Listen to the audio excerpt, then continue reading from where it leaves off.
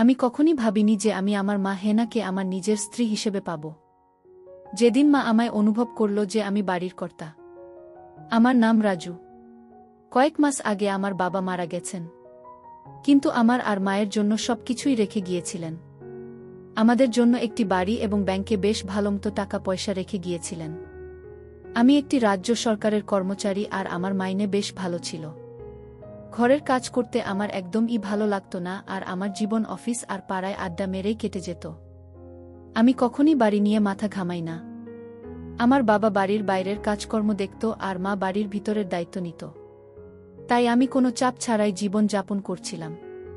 কিন্তু যেদিন আমার বাবা আমাদের ছেড়ে চলে গেলেন, তখন আমি বুঝতে পারি যে মাকে সমস্ত কাজ করতে হয়। মা কিছু না বলেই প্রায় 1 মাসের উপর সব দিক সামলাচ্ছিল এবং কখনো অভিযোগ করেনি। কিন্তু একদিন মা আমার উপর অনেক চেঁচিয়েছিল। মা আমার উপর রেগে বলেছিল, তুই একটা দায়িত্বজ্ঞানহীন ছেলে। তোর বাবার অবর্তমানে তুই বাড়ির কর্তা, তাই তোকে পরিবারের সমস্ত কাজকর্মের দায়িত্ব নেওয়া উচিত। মায়ের জন্য আমার খারাপ লাগলো এবং তখন থেকে আমি বাড়ির সব কাজকর্ম করতে শুরু করলাম আর মাকে সবভাবে সাহায্য করতে লাগলাম। আমি বাড়ির বাইরের সমস্ত কাজ করতে লাগলাম এবং মা আর কখনো অভিযোগ করেনি। মা খুব খুশি হয়েছিল। প্রতিটি জিনিস ভালো চলছিল যতক্ষণ না বুঝলাম মাও একজন মহিলা। আমার এখনও সেই দিনটি মনে আছে। আমি কাজ থেকে তাড়াতাড়ি এসেছি এবং যেহেতু মা আমার জন্য দরজা খোলেনি, আমি আমার চাবিটি দিয়ে দরজা খুলে বাড়ি ঢুকলাম। বাথরুম থেকে শাওয়ারের আওয়াজ আসছে। আমি আমার সমস্ত জিনিসপত্র রাখার জন্য আমার ঘরে গেলাম। কিছুক্ষণ পরে শাওয়ারের আওয়াজ থামল এবং বুঝলাম মা তার ঘরে ঢুকল। আমি আমার ঘর থেকে বেরিয়ে মায়ের ঘরের দিকে যাচ্ছিলাম। মায়ের ঘরের দরজায় গিয়ে দেখলাম যে দরজাটি ঠিকভাবে বন্ধ করা হয়নি। দরজার ফাঁক দিয়ে ঘরের ভেতর তা দেখা যাচ্ছিল। মা একসেট হয়ে দাঁড়িয়ে আছে। সদ্য স্নান করার জন্য মায়ের মাথার চুল ভিজেছিল আর সারা গায়ে জলের ফোঁটা লেগেছিল। দেখে আমার জ্ঞান হারাবার অবস্থা। মায়ের নজরে আসার আগে আমি একটু জোরে মা বলে ডেকে নিলাম। মা সঙ্গে সঙ্গে গুছিয়ে নিয়ে দরজা খুলে জিজ্ঞেস করল, রাজু, কখন এলি তুই? আমি তো বুঝতেই পারিনি। আমি বললাম, এই কিছুক্ষণ আগে এসেছি। সব বাজার রান্না ঘরে রেখে দিয়েছি। তারপর আমি আর মা কিছুক্ষণ স্বাভাবিক কথাবার্তা বললাম। আমার মায়ের সেই দৃশ্যের পরে আমি আর নিজেকে ধরে রাখতে পারলাম না। এরপর থেকে আমি মাঝে মাঝেই মাকে একসেট অবস্থায় দেখতাম। মায়ের প্রতি দিন দিন আমার আকর্ষণ বাড়তে থাকে এবং আমি সব সময় মায়ের একসেট দেখার সুযোগ খুঁজতে শুরু করি। এমনকি আমি মায়ের সম্পর্কে চিন্তাভাবনা করা ও শুরু করেছি। মাঝে মাঝে মাকে চিন্তা করে শুরু করি। এই মুহূর্তে আমি বুঝতে পারি যে বাবা আমাকে বাড়ি এবং নগদ ছাড়া অন্য আরেকটা জিনিস রেখে গেছেন। সেটা হলো আমার মা এবং তার সুন্দর সমস্ত উত্তরাধিকার এর সেরা সম্পত্তি। এক রাতে আমরা টিভিতে একটি হিন্দি সিনেমা দেখছিলাম। এটি বিবাহবহির্ভূত সম্পর্কের স্বল্প বাজেটের সিনেমা ছিল। সিনেমাটায় অনেক দৃশ্য ছিল, যদিও পুরো দৃশ্য ছিল না, কিন্তু নায়িকার ডিপ কাট, নায়কের নায়িকাকে দৃশ্য বা নায়িকার দৃশ্যগুলো খুব ছিল। সিনেমাটা দেখতে দেখতে আমরা দুজনেই খুব হলাম। আমি দেখতে পাচ্ছিলাম যে মা খুব হয়ে ভারী শ্বাস নিচ্ছে। সিনেমার পরে আমরা সিনেমাটা সম্পর্কে কিছুটা আলোচনা করলাম এবং তারপরে আমরা আমাদের ঘরে চলে গেলাম। আমি এতটাই বিভোর ছিলাম যে ঘরে এসে আমার কিন্তু তারপরেও ঘুমোতে পারলাম না। সিনেমা এবং আমার মাকে নিয়ে ভাবতে ভাবতে হাতের কাজ করলাম। আমি দেখলাম যে আমাকে কিছু করতে হবে। আমি চিন্তা করলাম, যেহেতু আমি বাড়ির কর্তা, তাই বাড়ির মহিলাকে আমার কর্ত্রী বানাতে হবে। আমি আমার বাড়ির মহিলাকে সন্তুষ্ট করব এবং সে আমাকে সন্তুষ্ট করবে।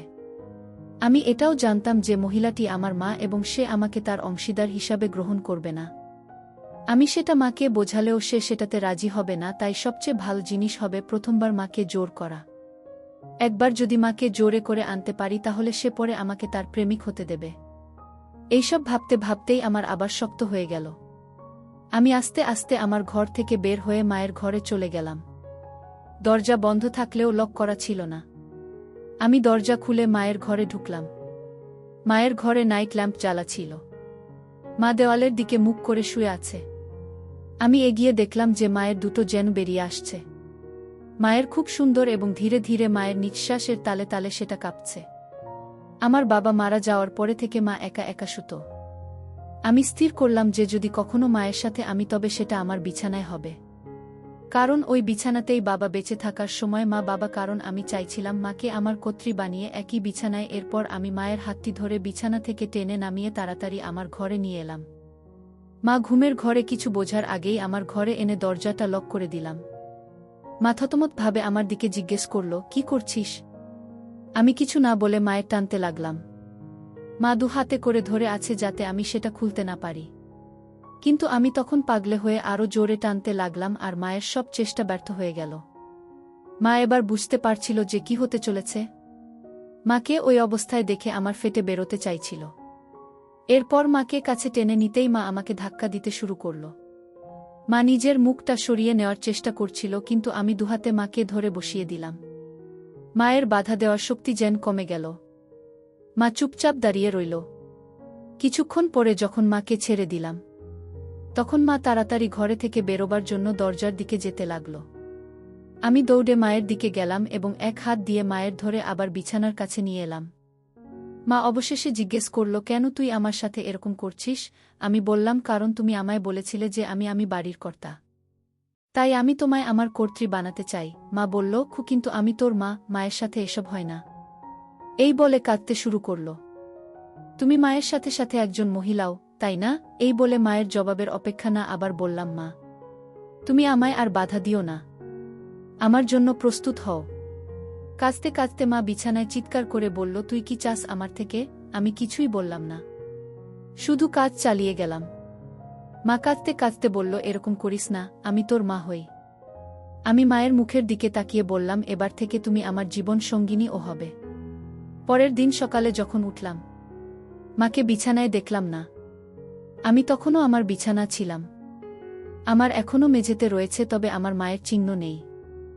এক মুহূর্তের জন্য আমি ভাবলাম যে আমি কি স্বপ্ন দেখছিলাম, কিন্তু তারপর যখন বিছানায় দেখলাম যে দাগ, তখন বুঝতে পারি যে এটি স্বপ্ন নয়, আমি সত্যি করেই মাকে। রাতে আমি তখন খুব অপরাধবোধ অনুভব করলাম। আমার ঘরের বাইরে হাঁটার মতো সাহস আমি পেলাম না। আমি যতক্ষণ পারলাম ঘরের মধ্যেই থাকলাম। এটা ভালো যে সেদিনটা রবিবার ছিল।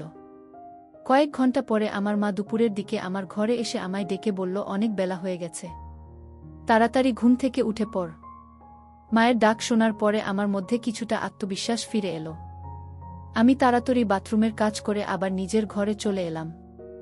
আমি আমার মাকে আরও বেশি সময় এড়াতে চেষ্টা করেছি যতক্ষণ না সে আমাকে আমার লাঞ্চ খেতে ডেকেছিল। সেই দিনটি আমাদের দুজনের জন্য এক ভয়াবহ দিন ছিল।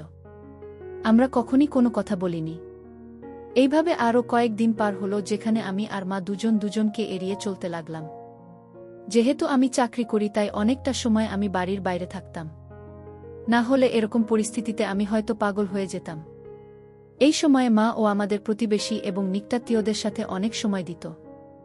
সম্ভবত আমার থেকে দূরে থাকার জন্যই মা এটা করত বলে আমার ধারণা।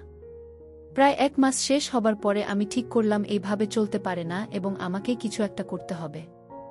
বৃহস্পতিবার আমাদের রাতের খাবারের পরে আমি মাকে বললাম, মা আমি খুব দুঃখিত এবং আমি কখনোই তোমাকে আঘাত করার জন্য এটা করিনি। আমি সত্যি তোমায় খুব ভালোবাসি।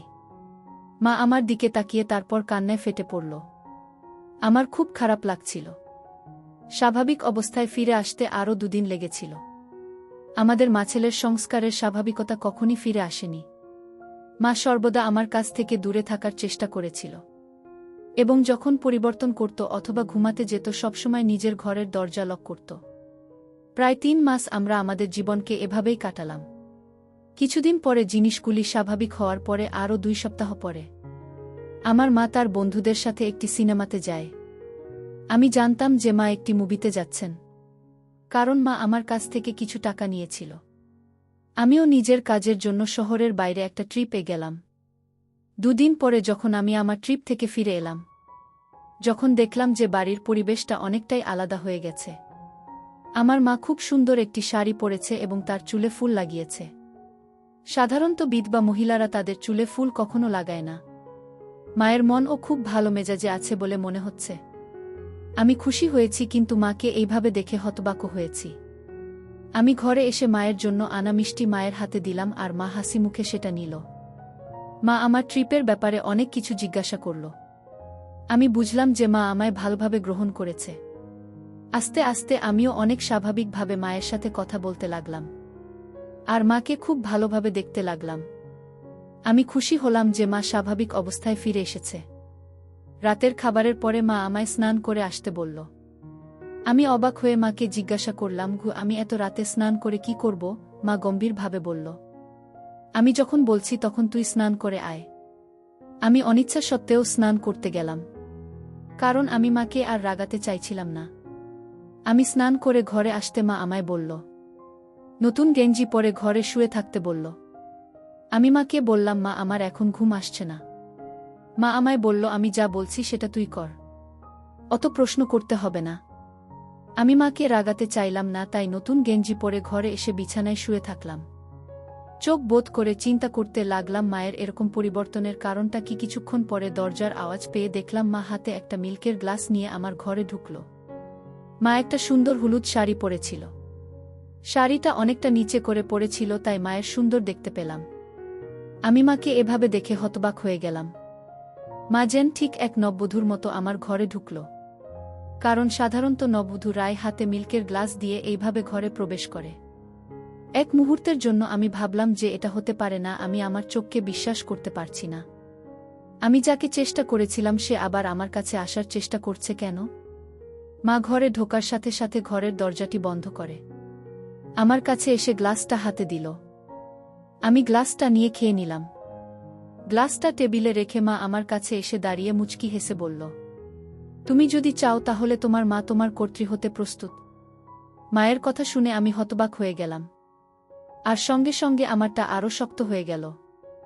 আমি বিশ্বাস করতে পারছি না যে আমার নিজের মা আমাকে তাকে আমন্ত্রণ জানাচ্ছে। আমার এসব চিন্তা করতে কয়েক মিনিট সময় লেগেছে, কারণ আমি দেখতে পেলাম যে আমার মা এখনও আমার উত্তরের জন্য অপেক্ষা করছে। এই মুহূর্তে আমি কি করব বুঝতে পারছি না। আমার মাকে দেখতে ঠিক একজন সদ্য বিবাহিত কনের মতো লাগছে। মা নিজেকে আমার কর্ত্রী হিসাবে গ্রহণ করার জন্য প্রস্তাব দিচ্ছে, এবং আমার শক্ত হচ্ছে। হ্যাঁ হ্যাঁ বলার বাইরে আমি আর কিছুই ভাবতে পারলাম না। এরপর থেকে আমাদের সম্পর্ক স্বামী স্ত্রীর মতো হয়ে গেল। মা আমার ঘরে প্রতি রাতে শুতে আসত। কারো কৌতূহল হতে পারে তাই মায়ের ঘরের বিছানাটাও সাজানো থাকত। দিনের বেলায় যখন কেউ আমাদের চারপাশে থাকে তখন আমরা কেবল মা এবং ছেলে, কিন্তু রাত হলেই আমার স্বামী ও স্ত্রী হয়ে যেতাম। মা স্বামীর কাছ থেকে ফিরে আসার অপেক্ষায় স্ত্রীর মতো পোশাক পরে আমার জন্য অপেক্ষা করত। আমি যখন কাজ থেকে বাড়ি ফিরে আসি তখন আমার মা সুন্দরভাবে সেজেগুজে থাকত। মা আমার কাছে স্ত্রী এবং আমি তার স্বামী ছিলাম। কয়েক মাস পরে ৪৩ বছর বয়সে আমার মা হেনা আবার হল। এবার মায়ের আমার বাচ্চা, তার নিজের ছেলের বাচ্চা। আমি খুশি আমাদের বাচ্চা আর ৬ মাসের মধ্যে পৃথিবীতে ভূমিষ্ঠ হবে। এইভাবেই মা আর ছেলের প্রেমের সম্পর্ক আর সংসার চলতে লাগল। এখন মা আর আমি দুজনেই খুব খুশি। সবাই দোয়া করবেন।